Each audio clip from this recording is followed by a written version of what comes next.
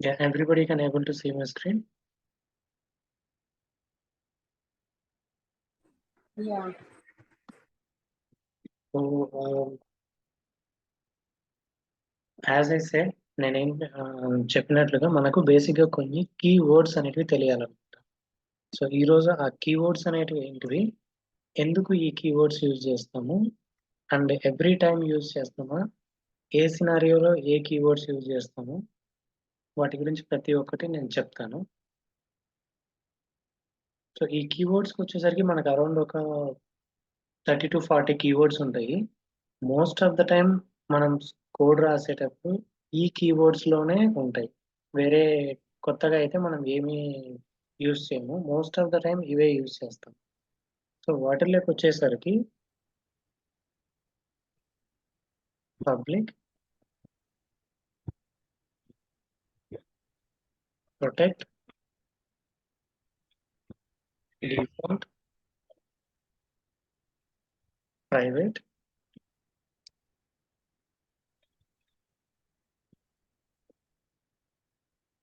ఇంట్,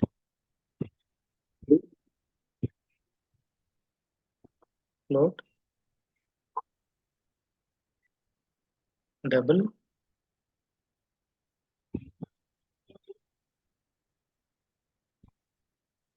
long,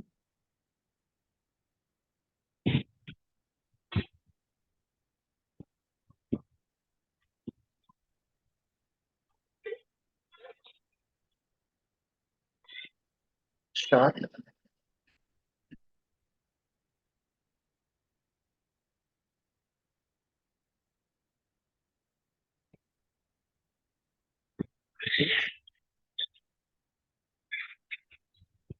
elif,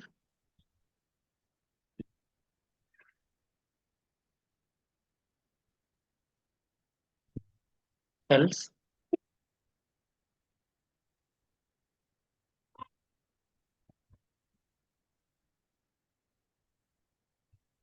for,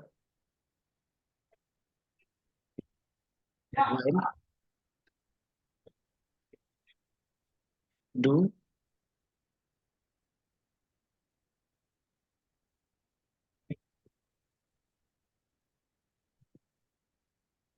switch,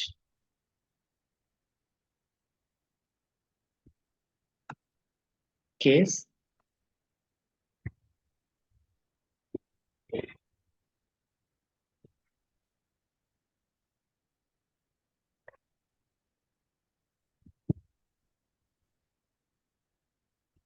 throw, throws, try,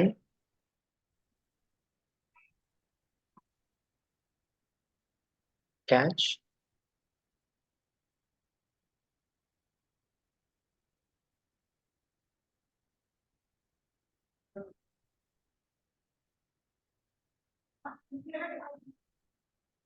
break,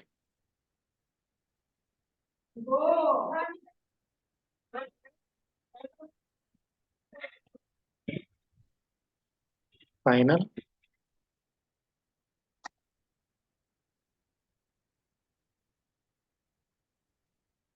finally,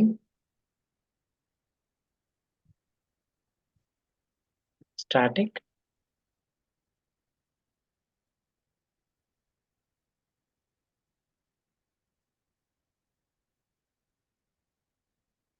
continue,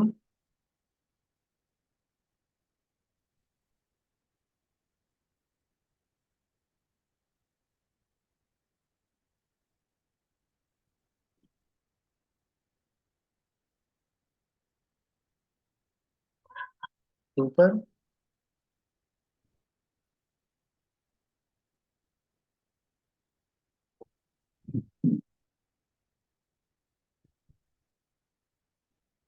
and true, falls,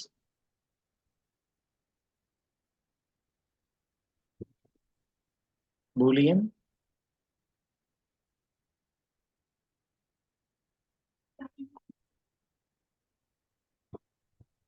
string,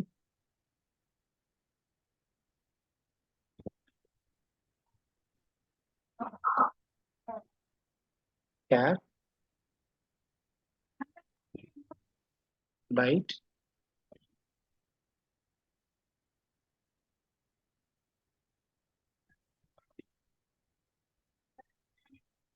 interface, class, abstract. ఈ keywords అనేటివి maximum మనం రాసే కోడ్లో ఉండేటివి. సో ఈ కీవర్డ్స్ గురించి ఏది ఎక్కడ యూజ్ చేస్తాము, దేని యూజ్ ఏంటి అనేది కనుక మనకు తెలిసింది అంటే కోర్ జావా ప్రోగ్రామ్ మనం ఈజీగా రాసేయచ్చు. సో వీటిని ఎక్కడెక్కడ ఎలా యూజ్ చేస్తాము, ఎందుకు యూజ్ చేస్తాము అనేది ప్రతి ఒక్కదాని గురించి కూడా మనం రాసేటప్పుడు నేను చెప్తాను. స్ప్రింగ్ టూల్ షూట్ యూజ్ చేస్తున్నాను. సో ఇది మనకు ఐడిఈ లాగా యూజ్ చేస్తామని చెప్తాను. మనం కోడ్ రాయాలి అంటే డెఫినెట్గా ఐడిఈకి వెళ్తాము. సో ఈ ఐడిఈ ఎందుకు ఐడిఈకి వెళ్తారు అంటే ఆటోమేటిక్గా మనకు కొన్ని సజెషన్స్ కూడా ఇస్తుంది. మనకు ఎప్పుడైతే కోడ్ రాయడం తెలియదో కంట్రోల్ స్పేస్ కొడితే సజెషన్స్ కూడా ఇస్తుంది. ఇక్కడ నెక్స్ట్ ఈ లెటర్ వస్తుంది, ఈ మెథడ్ వస్తుంది, లేదంటే కనుక ఇక్కడ ఈ పర్టికులర్ థింగ్ నేను రాయొచ్చు అన్నట్లుగా మనకి ఒక ఎగ్జాంపుల్ లాగా డిఫాల్ట్ గా చూపిస్తుంది. సో దానికోసం అని చెప్పి మనం మెయిన్లీ ఈ ఐడిఈస్ అనేవి యూజ్ చేస్తాం. సో యాజ్ నేను చెప్పినట్లుగా ఇప్పుడు మీరు అబ్జర్వ్ చేస్తే ఇక్కడున్న కీవర్డ్స్ లో నుంచే నేను నిన్న రాసిన సో పబ్లిక్ ఇక్కడే ఉంది, క్లాస్ ఇక్కడే ఉంది, ఇది నేమ్ మనకు నచ్చిన నేమ్ మనం ఇవ్వచ్చు. సో పబ్లిక్ చూసాము, స్ట్రింగ్ అనేది ఇక్కడే ఉంది, ఓకే, అండ్ స్టాటిక్ అనేది తీసుకుంది, ఓకే. ఇవి కాకుండా ఇక్కడ మనం కొత్త వర్డ్ చూస్తున్నాం, వాయిడ్. ఇది కాకుండా ఇంకోటి కూడా ఉంటుంది, రిటర్న్. ఈ కీవర్డ్స్ తోటే మనం రాయొచ్చు. సో నేను సింపుల్ ఒక శాంపుల్ అప్లికేషన్ రాసినప్పుడు కూడా మీకు ఈ కీవర్డ్స్ నుంచే ఉన్నాయి. Most of the Java application అనేది కోర్ జావాలో బేసిక్ లో ఈ కీవర్డ్సే ఉంటాయి. సో ఈ కీవర్డ్స్ ని మనము ఎక్కడ ఎప్పుడు ఎలా రాయాలి, దేని యొక్క యూటిలిటీ ఏంటి అనేది తెలుసుకుంటే చాలు. సో ఇక్కడ ఉన్న ప్రతి ఒక్క దానికి కూడా ఒక సపరేట్ ఫీచర్ అనేది ఉంటుంది. వాటన్నింటినీ కలిపి ఒక నేమ్ తోటి కూడా ఇస్తాం.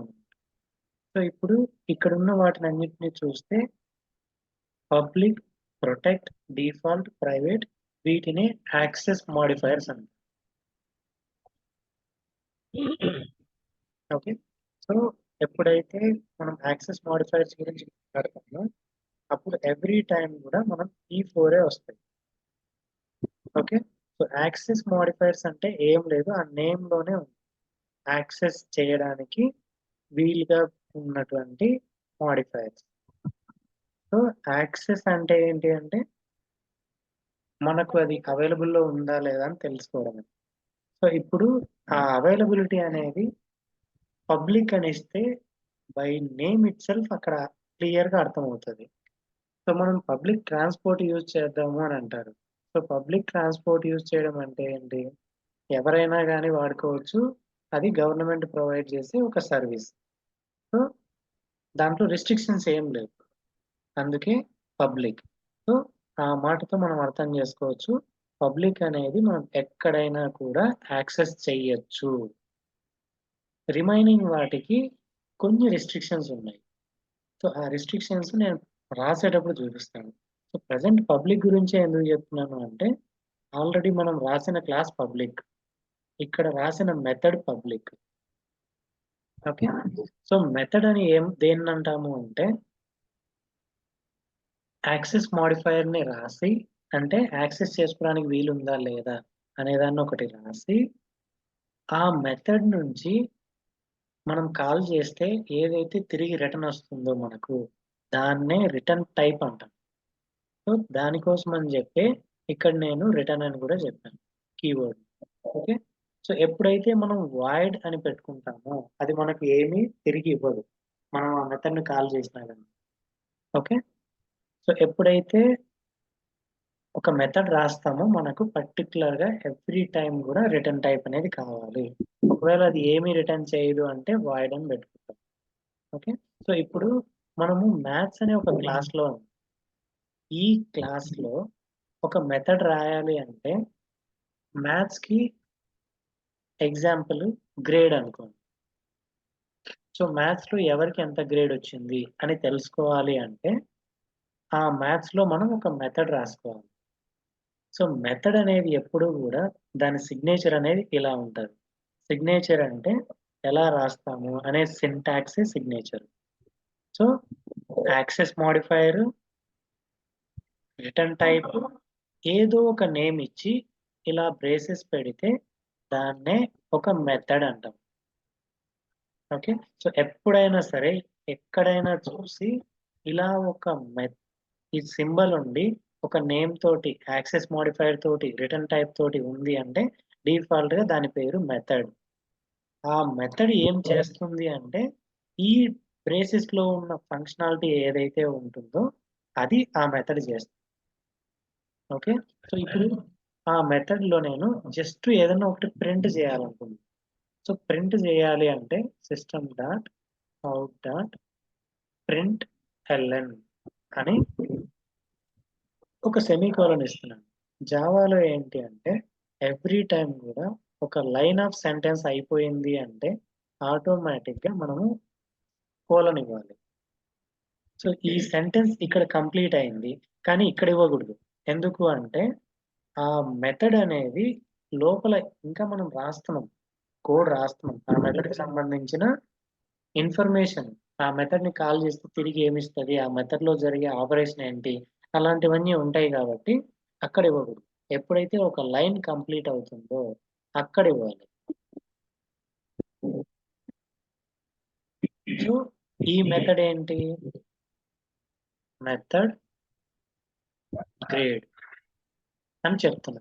సో ఇలాగా ఒక పర్టిక్యులర్ క్లాస్‌లో మనకు ఎన్ నంబర్ ఆఫ్ మెథడ్స్ రాసుకోవచ్చు.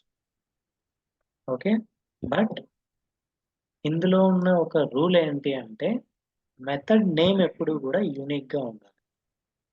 ఫస్ట్‌ది గ్రేడ్ అయితే నెక్స్ట్ గ్రేడ్ 1, గ్రేడ్ 2, గ్రేడ్ ఏదో ఒక యూనిక్‌నెస్ అనేది ఉండాలి ఆ మెథడ్‌లో.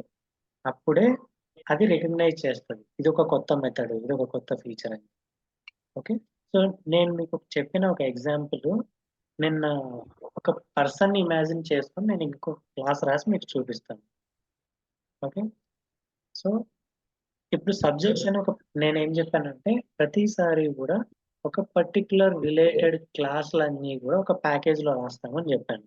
సో, ఇది సబ్జెక్ట్ రిలేటెడ్ కాబట్టి నేను సబ్జెక్ట్ ప్యాకేజ్‌లో రాశాను. నెక్స్ట్ నేను పర్సన్ రిలేటెడ్ చెప్తున్నాను గాబట్టి ఎస్ఆర్‌సి మీద నుంచి కొత్త ప్యాకేజ్ క్రియేట్ చేయాలి. అండ్ సేమ్ టైమ్ ప్యాకేజెస్ అనేటివి ఎలా జెప్పాను? డొమైన్ నేమ్ తోటి ఉండాలి. Com dot person. ఓకే. ఇలా కొత్త ప్యాకేజ్ క్రియేట్ చేశాను. సో, ఇందులో పర్సన్ రిలేటెడ్ క్లాసులు మాత్రమే ఉండాలి. ఓకే. అందుకే నేను ఆ పర్టిక్యులర్ క్లాస్ మాత్రమే తీసుకుంటాను. ఎగ్జాంపుల్‌కి రమేష్ అనే ఒక పర్సన్ ఉన్నాడు. సో, రమేష్ అనే పర్సన్‌కి నేను ఒక క్లాస్‌ని క్రియేట్ చేస్తాను. ఇక్కడ మీరు అబ్జర్వ్ చేస్తే క్రియేట్ చేసే టైంలోనే మోడిఫైయర్స్ అని ఉంది. మోడిఫైయర్స్ అంటే మన access modifiers. Public, private, protect, default. Default అనేది మనకి కనిపించదు. ఎందుకు అంటే మనం ఏమి రాయకపోతే అదే డిఫాల్ట్ అవుతది. ఓకే. సో, ఇక్కడ మనం రాసేటప్పుడే వాటిని సెలెక్ట్ జేసుకోవచ్చు. అందుకే ఇలా మనకు కొన్ని ఫీచర్స్ ఇస్తున్నాయి గాబట్టే ఈ ఐడీస్ అనే వాటిని తీసుకున్నాం. క్రియేట్ చేశాను. సో, ఈ పర్సన్ దగ్గర డిఫరెంట్ మెథడ్స్ ఉన్నాయి. అంటే పర్సన్ దగ్గర డిఫరెంట్ మెథడ్స్ ఉన్నాయి. సో, మెథడ్స్ ఎలా రాయాలని జెప్పాను? Access modifier and return type. So, return type అనేది నేను ప్రెజెంట్ తీసుకోవట్లేదు. ఈ మెథడ్ ఏం రిటర్న్ చేయదు. అడిగినప్పుడు just చూపిస్తదంతే.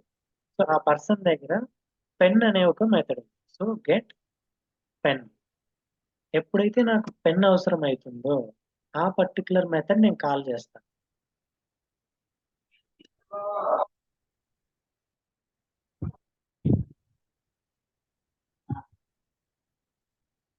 Take the pen. Okay. Similar వేలో ఆ పర్సన్ దగ్గర డిఫరెంట్ ఐటెమ్స్ ఉన్నాయి ఇంకా. Pen, book, mobile, like. So every time కూడా ఏ ఐటెం మనకైతే అవసరం ఉంటదో ఆ ఐటెంనే మనం తీసుకుంటాం. అంతే గదా! సో ఇప్పుడు ఎవరైనా ఒక ఫ్రెండ్ ఉన్నాడు. ఆ ఫ్రెండ్ దగ్గర మనకి మనీ అవసరం ఉంది. వాడిని మనీ అడుగుతాము. వాడి దగ్గర ఉంటే రిటర్న్ ఇస్తాడు. లేదు అంటే లేదని జెప్తాడు. బట్ లేదనైతే చెప్తాడు గదా! అలా ఎంప్టీగా ఏమీ ఇవ్వకుండా చెప్పేదే వాయిడ్. ఒకవేళ వాడు మనీ రిటర్న్ ఇచ్చినాడనుకో అప్పుడు మనకు రిటర్న్ టైప్ ఏమవుతుంది? మనీ అవుతది. ఒకవేళ మనం బుక్ అడిగితే వాడు బుక్ రిటర్న్ ఇచ్చినాడంటే రిటర్న్ టైప్ ఏమవుతది? బుక్ అవుతది. ఆ టైంలో ఆ పర్టిక్యులర్ రిటర్న్ టైప్స్‌ని మనం రాసుకుంటాం. ఓకేనా? సో, ఈ వాట్ ఈస్ రిటర్న్ టైప్ అనేది మెథడ్ అనేది అర్థమైందా? ఇలా ఉన్నప్పుడు ఒక పర్సన్‌ని మనం ఎలా కాల్ చేస్తాము? ఎలా పిలుస్తాము బుక్, పెన్ కావాలంటే? రమేష్ కాబట్టి రమేష్‌ని డైరెక్ట్‌గా రమేష్ నీ దగ్గరున్న బుక్ ఇవ్వు. రమేష్ నీ దగ్గరున్న పెన్ ఇవ్వు అని చెప్పి పిలుస్తాం. సో, రమేష్‌ని పిలవకుండా తెలీదు రమేష్‌కి పెన్ ఇవ్వాలా అని చెప్పి. సేమ్ వే జావాకి గూడా తెలీదు. ఆ క్లాస్‌లో ఉండే మెథడ్‌ని మనం యూజ్ చేసుకోవాలా అంటే. దానికోసమే రమేష్‌ను పిలవాలి. ఆ క్లాస్‌ను పిలవాలి. ఆ పిలిచే ప్రొసీజర్‌నే మనం ఏమంటున్నాము అంటే ఆబ్జెక్ట్ అంటున్నాం. ఓకే. సో, ఆబ్జెక్ట్ అంటే క్లాస్‌ని పిలవడానికి ఉపయోగించే ఒక పద్ధతి. ఒక way. Okay. So, whenever you wanted to call any particular method from any particular class, you have to create the object. అందుకే జావా అనేది ఆబ్జెక్ట్ ఓరియెంటెడ్ ప్రోగ్రామ్ అని చెప్పి చెప్తారు. సో, ఊప్స్ కాన్సెప్ట్‌లో ఉన్న ఒకానొక కాన్సెప్ట్ ఏంటి అంటే, it is a object oriented program. It is a object oriented language. Why? Because every time we have to create the object whenever we are trying to utilize that particular activity. Okay.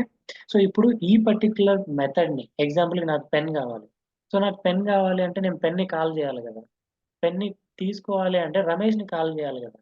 So, అప్పుడు call చేసే పద్ధతి ఎలా ఉంటది అనేది చెప్తా.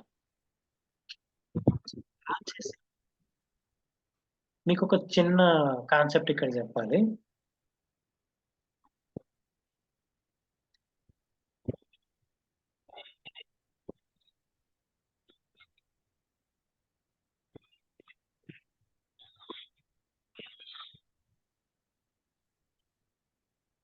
Okay.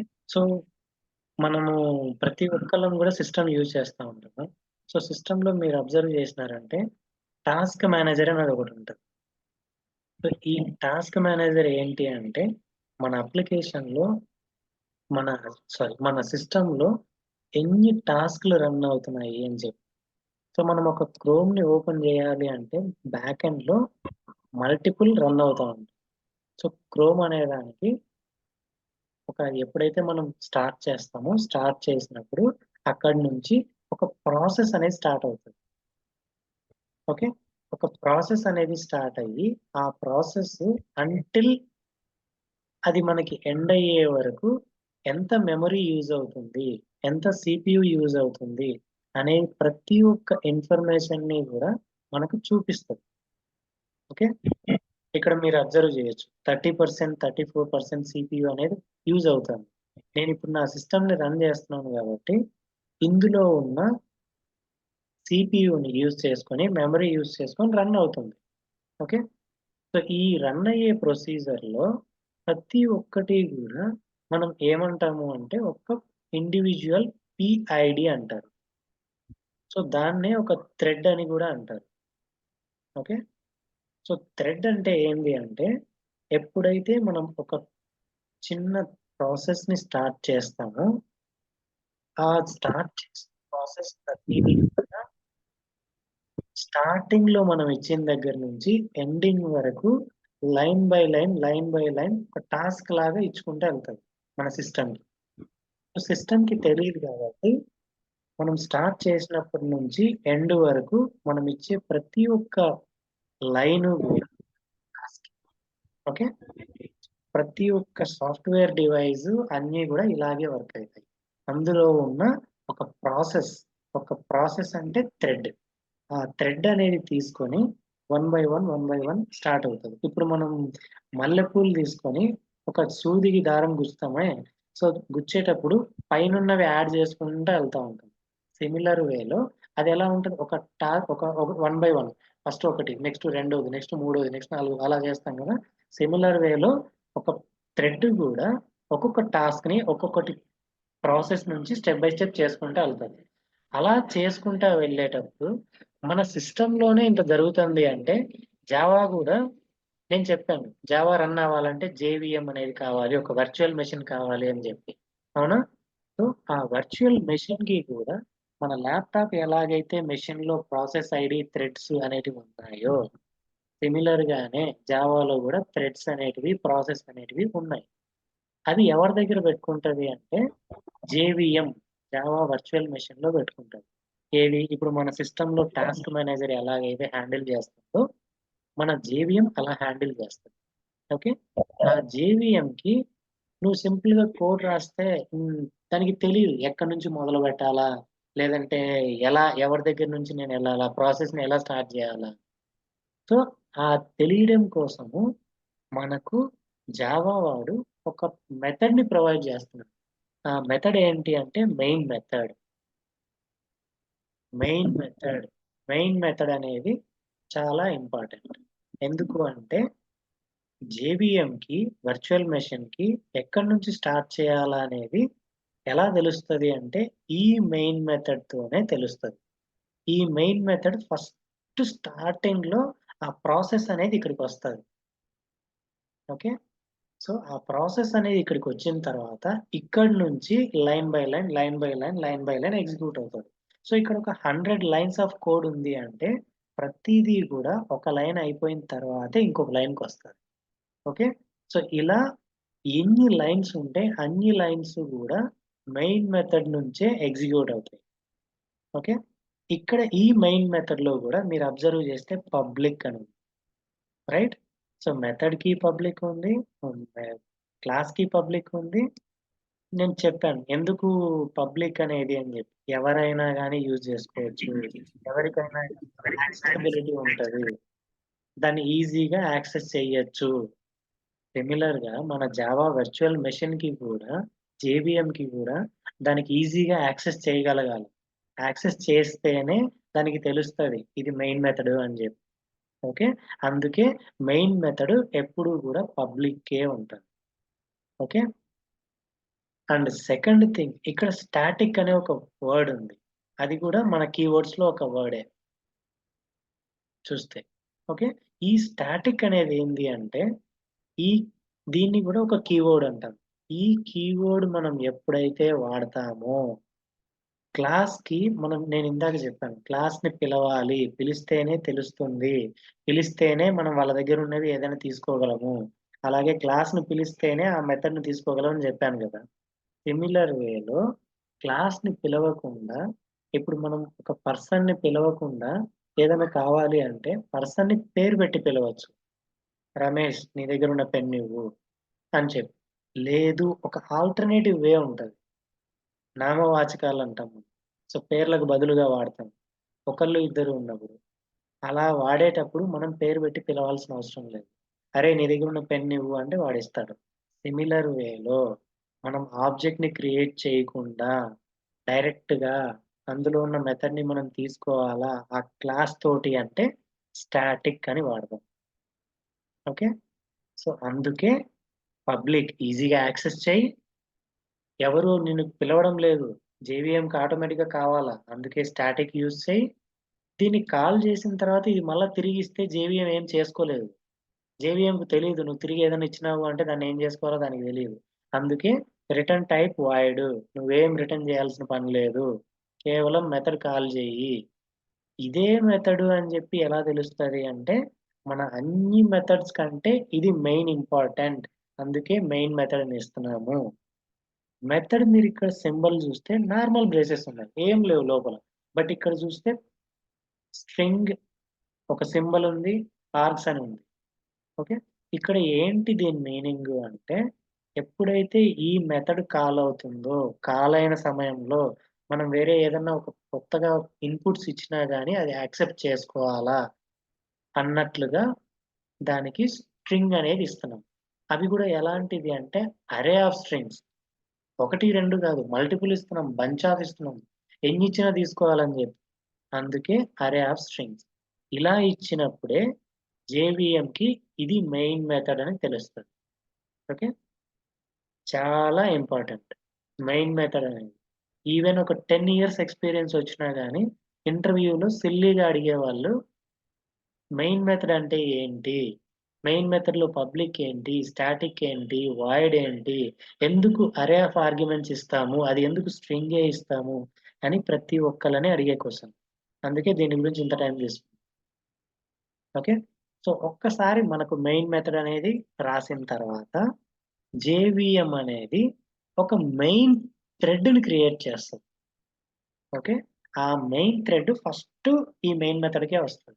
Main మెథడ్‌కొచ్చిన తర్వాత మనం ఏదైతే లాజిక్ రాస్తామో ఆ లాజిక్ తోటి ఆ పర్టిక్యులర్ లైన్ ఆఫ్ కోడ్ అనేది ఎగ్జిక్యూట్ అవుతుంది. ఓకే. సో, ఇప్పుడు నేను రమేష్‌ని పిలిచి ఈ క్లాస్‌ని పిలిచి నేను పెన్ తీసుకోవాలనుకుంటున్నా. ఓకే. దానికోసం ఏం చేయాలని చెప్పాను? ఆబ్జెక్ట్ క్రియేట్ చేయాలి అని చెప్పాను. సో, పిలవడం కోసం ఎలా చేస్తాము అంటే క్లాస్ నేమ్ రమేష్ వాళ్ళకి ఒక రెఫరెన్స్ అనేది ఇస్తాం. ఎందుకు అంటే ఇంగ్లీష్‌లో మనము ఒక ఎస్ఏఎల్ లాంటివి రాస్తే ఫస్ట్ సారి మాత్రమే పేరనేది పెడతారు. సో, ఎగ్జాంపుల్ 'షేక్స్‌పియర్' అని చెప్పిన తర్వాత నెక్స్ట్ ఫర్దర్ లైన్‌లో he is writing, he is doing అన్నట్లు నామవాచకాలు వాడతారు. పేర్లకు బదులుగా వాడతారు. అలాగా ఒక్కసారి పిలిచిన తర్వాత దాని రెఫరెన్స్‌ని వాడుకునేటట్లు అందుకే ఒక రెఫరెన్స్ అనేది ఇస్తారు. క్లాస్ ఒక రెఫరెన్స్ ఈజ్ ఈక్వల్ టు అది ఎవరికి సంబంధించింది అంటే రమేష్‌కి సంబంధించింది. ఓకే. ఈ రమేష్‌కి సంబంధించిన దాన్ని కాల్ చేయాలి అంటే మనకు ఆబ్జెక్ట్ క్రియేట్ చేయాలి అని చెప్పిన. ఆబ్జెక్ట్ క్రియేట్ చేయడానికి జావాలో ఉండే ఒకానొక పద్ధతి ఏంది అంటే new class with method symbol ఇలా క్రియేట్ చేస్తే ఆ క్లాస్ పలుకుతది మనకి. ఆ క్లాస్ అనేది మనం వాడుకోవచ్చు. ఓకే. సో, ఇప్పుడు నేను రెఫరెన్స్‌నే వాడుతున్నా. మళ్ళీ కొత్తది క్రియేట్ చేయలే. ఆర్ డాట్ మీరిక్కడ చూస్తే మెథడ్స్ అన్నీ మనకు చూపిస్తున్నాయి ఏమున్నాయో. Book, class, mobile, pen. So, నాకిప్పుడు మొబైల్ గావాలి రమేష్ దగ్గర నుంచి. ఓకే. సేవ్ చేసి రన్ చేసేస్తే ఆ పర్టిక్యులర్ జేవీఎం అనేది ఇక్కడికొస్తది. మెయిన్ మెథడ్‌ని చూసుకుంటది. మెయిన్ మెథడ్‌ని చూసి నెక్స్ట్ లైన్‌లో ఓకే. నేను రమేష్ అనే క్లాస్‌ని కాల్ చేయాలి. కాల్ చేయాలంటే ఒక ఆబ్జెక్ట్ క్రియేట్ చేయాలి. ఆ ఆబ్జెక్ట్ క్రియేట్ చేయడానికి వీళ్ళు న్యూ రమేష్ అని చెప్పి ఒకటి యూజ్ చేసినారు. ఆ యూజ్ చేసిన దీన్నేమంటాము అంటే మీరిక్కడ గమనిస్తే ఇది మెథడ్. దీంట్లోనూ అదే సింబల్ ఉంది. ఇక్కడ అదే సింబల్ ఉంది. కానీ నేను మెథడ్ లాగా రాయలేదు. ఆ క్లాస్ పేరుతోటే రాసినాను. ఇలాగా ఆ క్లాస్ పేరుతోటే రాయడాన్నే కన్‌స్ట్రక్టర్ అంటాం. ఓకే. కన్‌స్ట్రక్టర్. సో, దాన్ని గూడా ఒక కీవర్డ్ గానే చెప్తాం.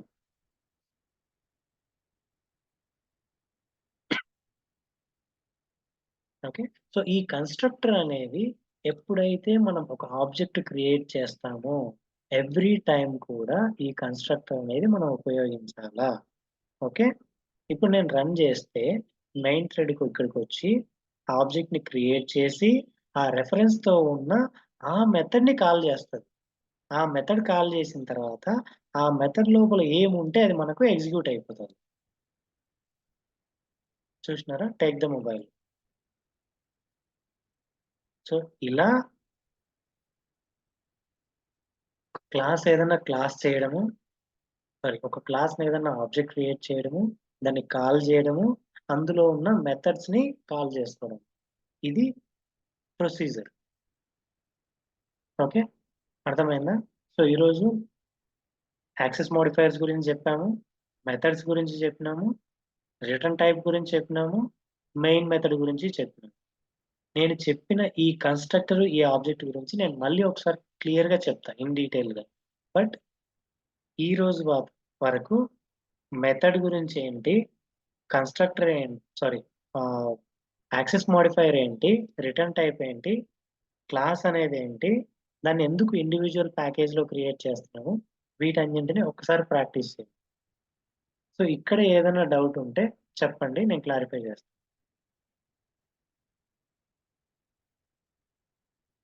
Anybody have any question?